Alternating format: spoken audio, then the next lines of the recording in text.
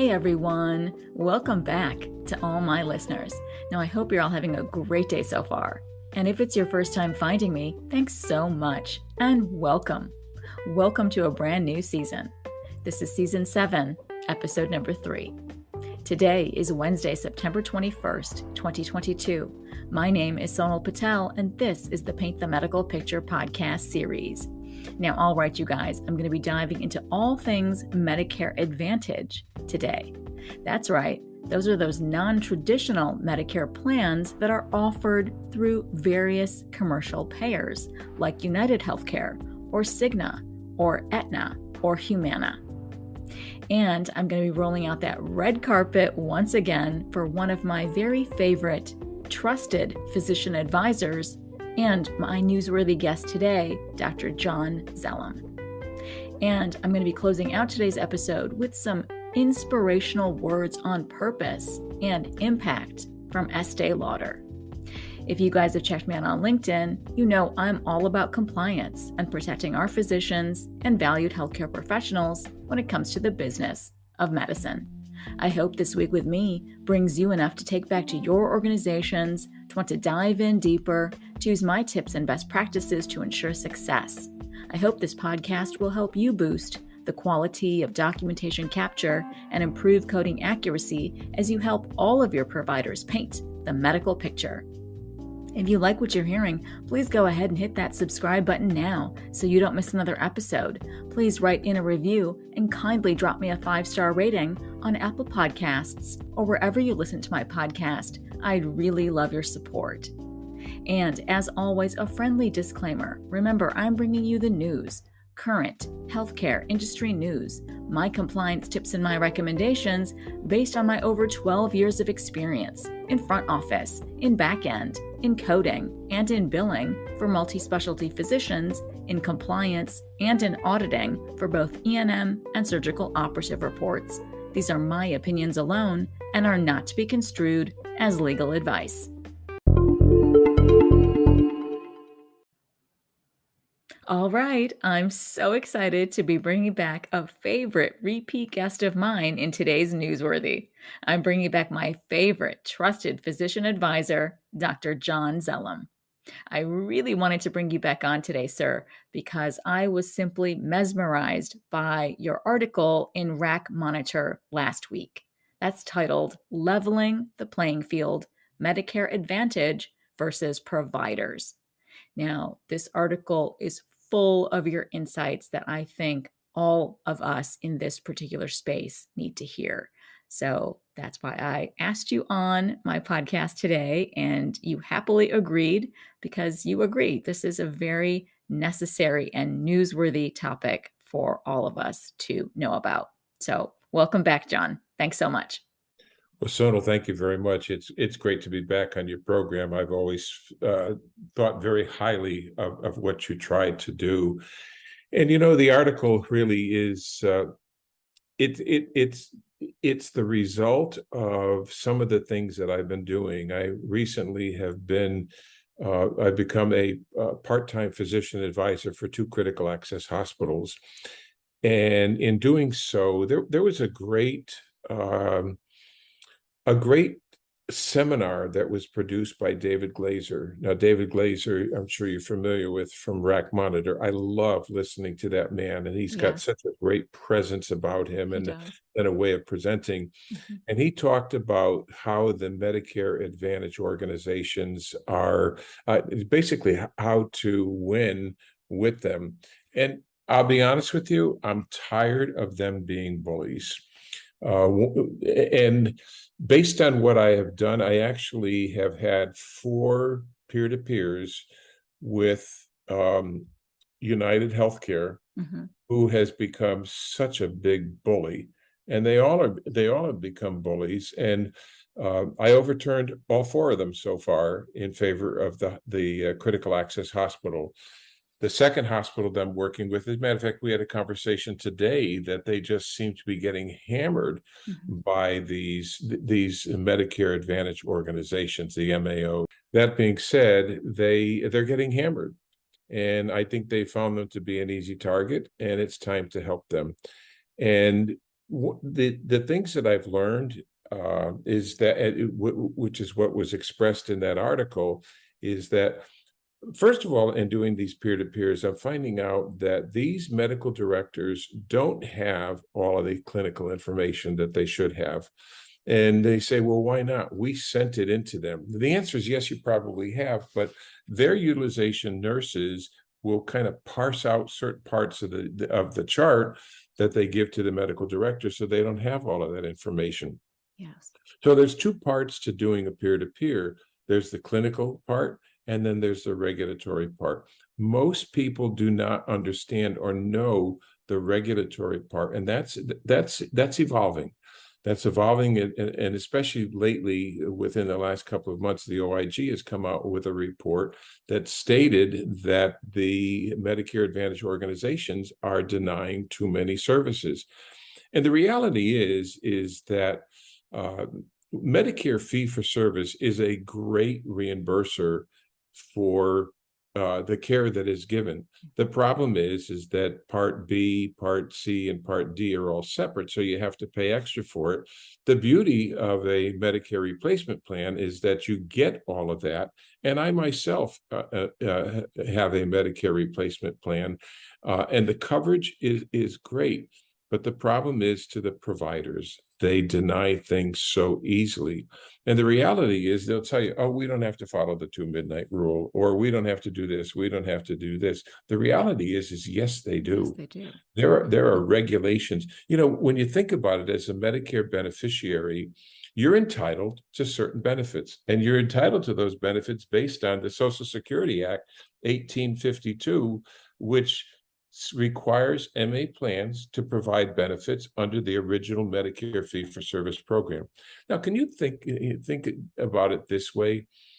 You're a Medicare beneficiary, you're entitled to the service by federal regulations, and yet these companies try to deny the hospitals for providing the services that they're entitled to. So that's the first thing when doing a peer-to-peer or even a written appeal, although your best bet for getting an overturn on a denial is with a peer-to-peer, because you don't know what they're going to do with that written or emailed peer-to-peer, appeal. Mm-hmm. They may just throw it away or look at it and say, this is too long, I'm not going to read it, and we'll uphold the denial.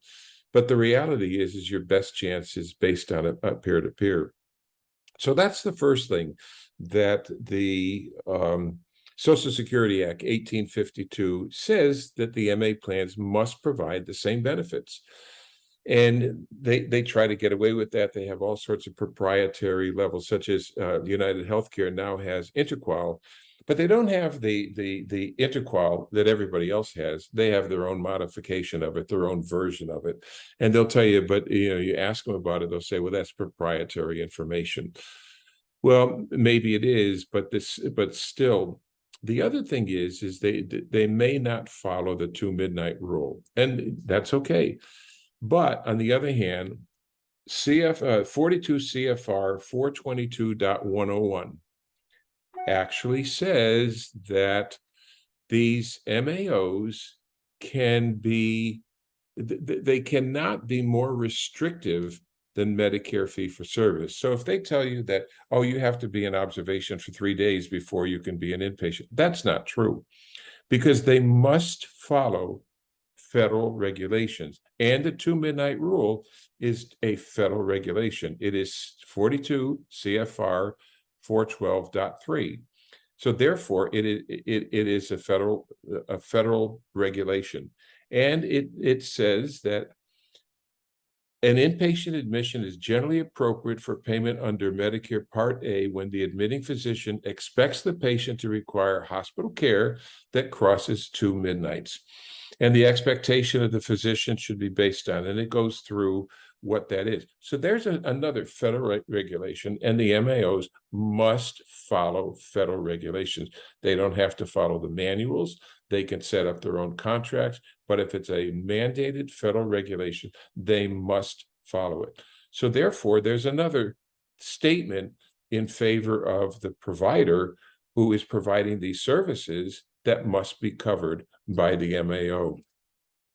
And the important thing is, if you look at 422.101, in essence, it says that each MA organization must meet the following requirements. A, provide coverage of, by furnishing, arranging for, or making payment for all services that are covered by Part A and Part B of Medicare. They must comply with CMS's national coverage determinations. They don't have to follow local coverage determinations, but they must follow national coverage determinations. And number two, general coverage guidelines included in the original Medicare manuals and instructions, unless superseded by regulations in this part or related instructions. So therefore, there's another mandate. And I will tell you that as far as I can see, most MAOs, the medical directors, have no clue about this knowledge. They have no clue about these regulations and what they must do. And as I mentioned before, that the OIG is also saying that these Medicare administrative organizations are denying too many things, and they're going to start coming down on them for it. It'll be interesting to see how that all takes place. But the one last regulation to bring up, just to add, there's an FAQ that came out, and it says, do the 2 midnight rule provisions and the provisions regarding the order and certification for Part A payment apply to MA plans? And in essence, because of this 422.101, it says that Medicare organizations may choose to be more lenient than federal regulations, but they cannot be more restrictive than federal regulations. So in essence, you have a patient on an MAO plan that crosses 2 midnights, and they're an inpatient. They're an inpatient according to the 2 midnight rule, which is a federal regulation. And that's why it's important to know this. And I laughed the first peer-to-peer that I did in a while, but I started stating some of these things. So I gave the medical director the clinical information, and he was missing some of it. But then afterwards, I started stating the regulations, and I got to the point where I said, and you must follow these regulations. He says, okay, I have enough information. Thank you very much. I'll overturn this denial, and goodbye. That was it. That was it. That you quickly. Just brought out the regulation, and he said, fine, we can end this call and everything can be paid. Yep, absolutely. I mean, just abominable, in my opinion, that the regulations have not been followed for so long. And this is surprising to me that this OIG report came out, right, I think it was in April, by Christy Grimm. And it's just kind of shocking to me that it's been stated in the regulations for so long. It's been in black and white for so long. And these denials have been getting worse and worse over time. That's because nobody challenges them. Nobody challenges it. But you clearly stated to my audience the regulations, right? 1.A.B.C, like you kept going. So there's plenty of, evidence there for these various MAO directors to look at. It's right there. It's publicly available. It's not hidden away. It's not hidden in, layers of dust buried somewhere. No, it's publicly available on websites for all of us to read. So thank you for that. But there's one more blatant reminder. Okay, please continue. There's one more, because remember, it was cross 2 midnights and require hospital services. So the MAOs will do everything that they can to tell you that these services could have been provided in a lesser setting. But the definition of inpatient hospital services, which was revised on 10/1/03, comes from Title 18 of the Social Security Act. You can't get more regulations than the Act. And also in the regulations, 42 CFR 409.10. And it says that subject to the conditions, limitations, and exceptions set forth in this subpart, the term inpatient hospital or inpatient critical access services means the following services furnished to an inpatient of a participating hospital or of a participating critical access hospital, or in the case of emergency services or services in foreign hospitals, to an inpatient of a qualified hospital. One, bed and board. Well, that's the basic of a service. Basic, right. Two, nursing services, and that's nurses have to be there, and other related services, which could be OT, PT, use of a hospital or critical access facility. So very basic. Four, medical social services. Five, drugs, biologicals, supplies, appliances, and equipment. Six, certain other diagnostic or therapeutic services. And seven, medical or surgical services provided by certain interns or residents in training.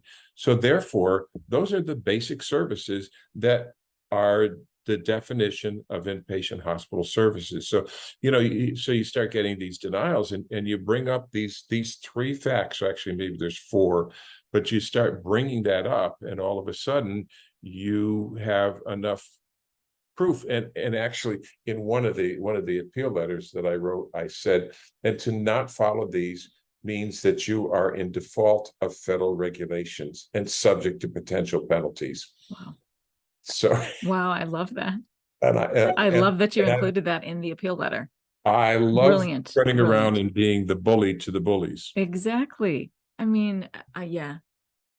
So your article was, just impressive to me on just stating the common sense that should have been used all of this time, and the people who have been suffering, right, with all of these types of prior authorization denials time after time are the patients, right? So the president of the AMA has spoken out, right? I think there's been a big bill that's going through the House, that's been passed through the House, right, to make these types of changes finally happen, to, like your title says, level the playing field. It has to be fair.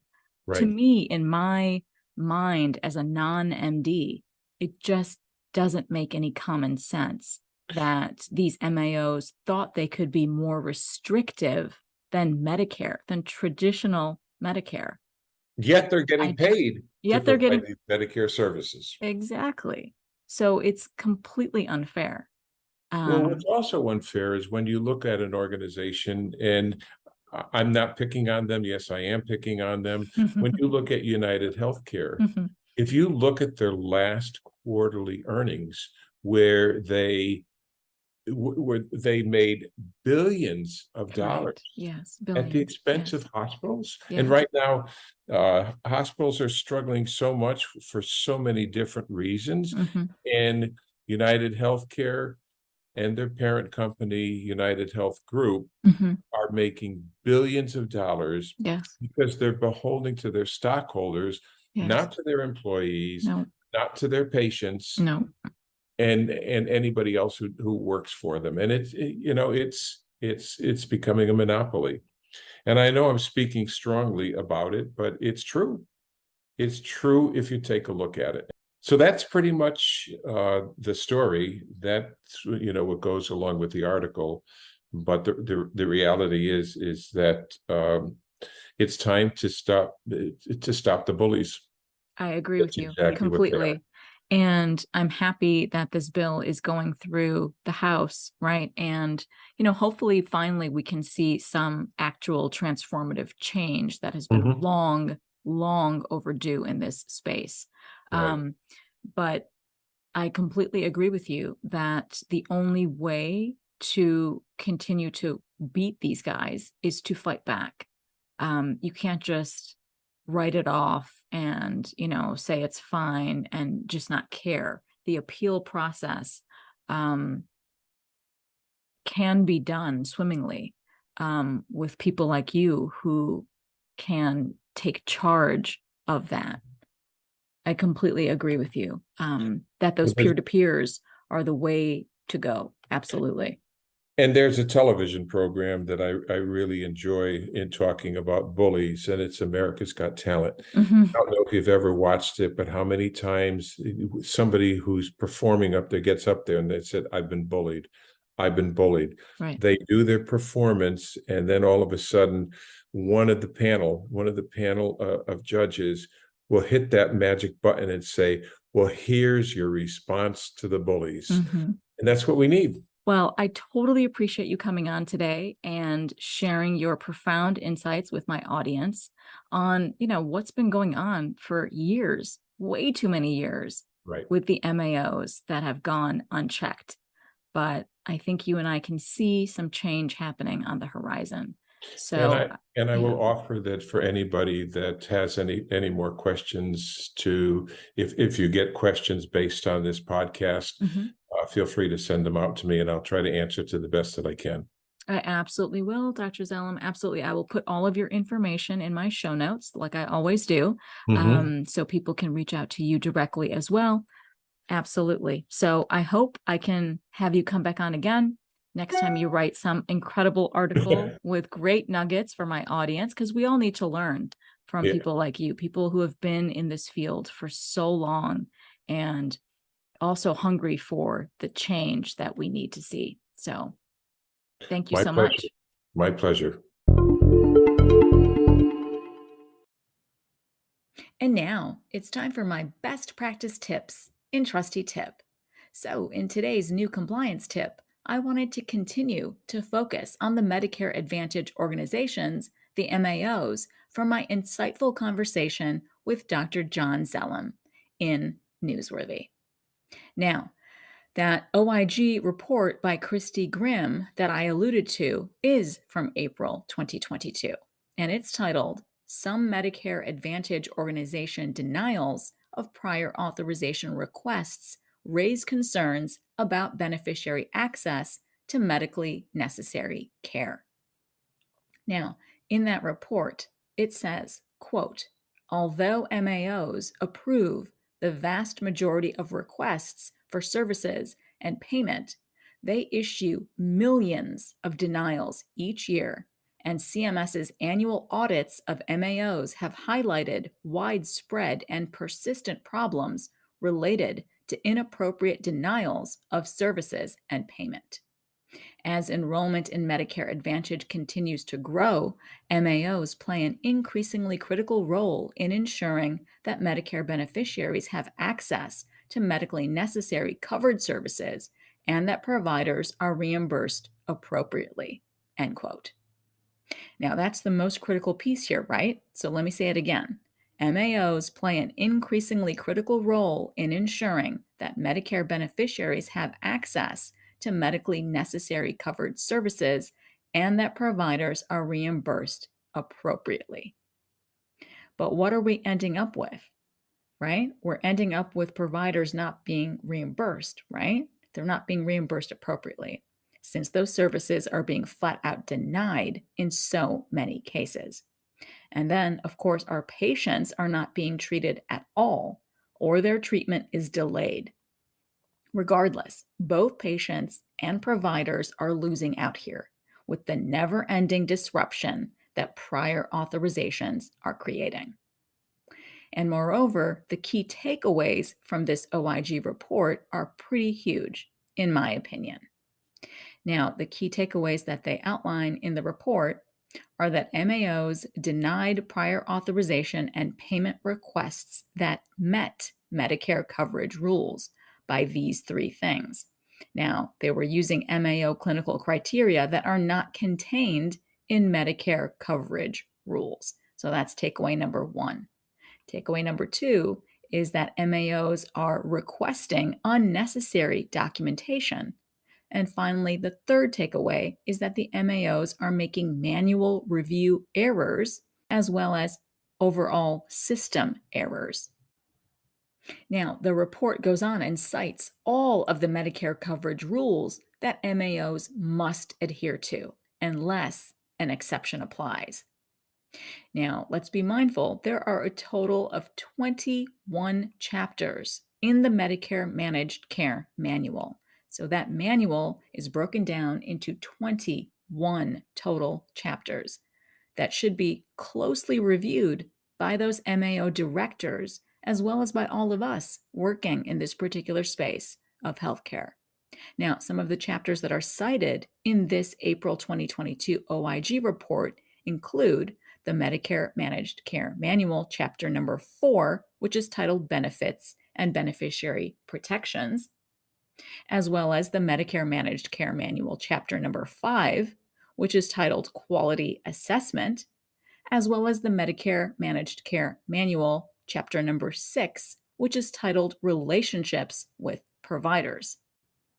All right, so in circling back to the facts that although MAOs must follow Medicare coverage rules, they are also permitted to use additional clinical criteria that were not developed by Medicare when they are determining whether to authorize or pay for a service, as long as such criteria are, quote, no more restrictive than original Medicare's national and local coverage policies, end quote.